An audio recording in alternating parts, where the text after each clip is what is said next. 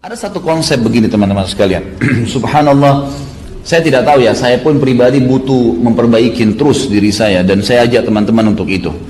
Pangkal kaya itu adalah sedekah, bukan pangkal kaya itu nabung. Ini perlu diperbaiki nih, gitu kan? Karena ada prinsip kapitalis yang mengatakan ya, menabung pangkal kaya, dan ini orang Islam banyak yang pakai nih konsepnya. Terus dapat gaji nabung, terus gini. Dan orang kalau sudah menabung, mudah nggak untuk ngeluarin? Hah? Susah. Karena dia targetnya menabung. Dari 1 juta, kapan 10 juta, 10 juta, kapan 100 juta, kapan 1 miliar. 1 miliar, manusia nggak bisa kenyang, nggak bisa puas. Kata Nabi SAW, manusia tidak akan puas sampai tanah kuburan dimasukkan di mulutnya. Nggak bisa. Ini kalau antum mau punya mobil, begitu Allah kasih mobil, wah pengen 2 mobil, pengen ganti. Oh sudah ketinggalan nih, sudah 1 tahun yang lalu, dan seterusnya.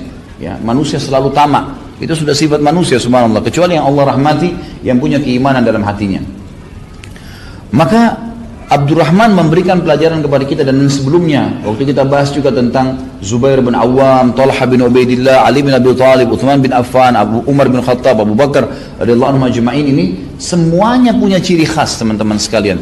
Dan waktu itu yang membuat mereka jadi kaya raya, kayanya luar biasa, kayanya nggak bisa digambarin. Saya baca sampai saya bingung pakai kalkulator hitung hartanya Abdurrahman nih, gitu kan. Saya pakai kalkulator di kantor saya hitung, luar biasa nih kekayaan yang luar biasa. Sampai dia punya bongkahan-bongkahan emas itu waktu mau dibagi sebagai warisan, karena sudah lama ya ditaruh, jadi melengket emas itu satu sama yang lain, itu harus dipukul dengan kampak. Dan yang memukulnya sama kampak itu memotong emas, dipotong emas seperti potong daging, gitu kan? Itu sampai tangannya luka orang-orang itu, saking banyaknya. Subhanallah, kata kuncinya mereka jadi kaya raya dan melimpah hartanya justru karena sedekah. Ini yang penting nih. Dan mereka bersedekah itu bukan insidental menunggu orang minta, bukan. Ciri khas mereka adalah mereka keluar mencari orang. Ini yang hilang dari kita nih. Jadi kita mungkin ada yang suka gemar sedekah, tapi pada saat lihat, oh ada orang miskin, kesian kasih. Itu sudah umum teman-teman sekalian. Yang tidak umum, programkan tiap hari keluar cari orang miskin sedekah. Ini ciri khasnya sahabatnya. Jadi mereka menganggap itu program hidupnya. Bahkan di kalangan ahli sejarah mengatakan para sahabat melihat memberikan sedekah di jalan Allah lebih mereka dahulukan daripada mengisi perutnya yang sedang lapar. Bayangin. Jadi artinya mereka tidak mau makan sampai sudah sedekah dulu. Sampai seperti itu. Jadi sedekah itu merupakan sebuah program hidup. Dan subhanallah, dengan sedekah ini terbuka luar biasa pintu-pintu yang tidak masuk di akal kita sudah, gitu kan? Kalau mau pakai hitung-hitungan manusia, mau pakai sistem-sistem kapitalis dan non-muslim sekarang ini nggak nyambung sudah. Susah sekali. Gitu kan? Karena bagi mereka mengeluarkan berarti secara matematika berkurang, kan gitu. Kalau kita tidak. Nabi SAW mengatakan dalam hadis sahih riwayat Imam Ahmad, demi zat yang ubun-ubunku dalam genggamannya, tidak ada harta yang berkurang karena sedekah, nggak ada.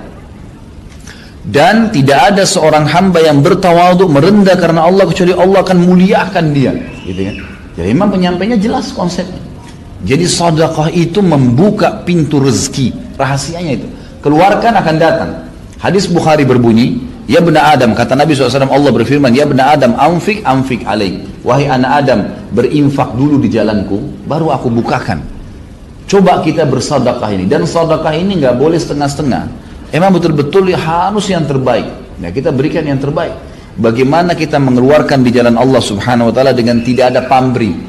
Karena kita tidak bisa teman-teman sekalian mendapatkan ikan paus dengan pakai ya pancingan yang kecil. Untuk mendapatkan ikan paus, ikan yang besar, itu butuh kapal-kapal tanker yang besar, gitu kan? Artinya, korbankan sesuatu yang besar, akan datang yang besar. Dan Allah Subhanahu Wa Taala dengan kemahamurahannya, kita kalau keluarin 1 juta nih, Allah nggak balas 1 juta, enggak. Allah Subhanahu Wa Taala akan balas kita 100 juta, lebih besar.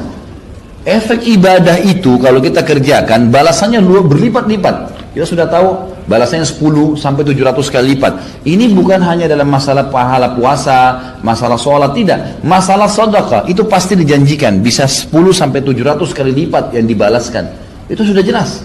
Tadi hadis berbunyi tidak akan berkurang harta karena sedekah. Kalau kita keluarkan sebagai ibadah, itu akan dibalas oleh Allah 10 sampai 700 kali lipat. Ini janji. Dan kita tahu innallaha la yukhliful mi'ad. Allah tidak akan pungkiri janjinya. Wa man asdaqu minallahi qila. Siapa yang lebih jujur daripada Allah dalam pernyataannya? Enggak ada. Ini janji. Ini ciri khasnya sahabat. Tahu betul janjinya Allah. Tahu betul apa yang disampaikan Nabi SAW benar. Enggak mungkin salah. Maka mereka terapkan dalam kehidupan mereka. Coba diperhatikan bagaimana perilaku-perilaku para sahabat pada saat mereka bersedekah. Mereka selalu memberikan yang terbaik. Bahkan yang mereka berikan itu minimal sama dengan apa yang tertinggal di hartanya. Jadi misalnya mengeluarkan setengah harta, itu minimal perilaku mereka itu. Ya. Jadi ada yang mengeluarkan sampai seluruh hartanya dikeluarkan. Ada yang mengeluarkan minimal setengahnya. Ini luar biasanya. Mereka selalu melakukan perbuatan tersebut dengan keyakinan ini tidak akan berkurang harta karena bersedekah.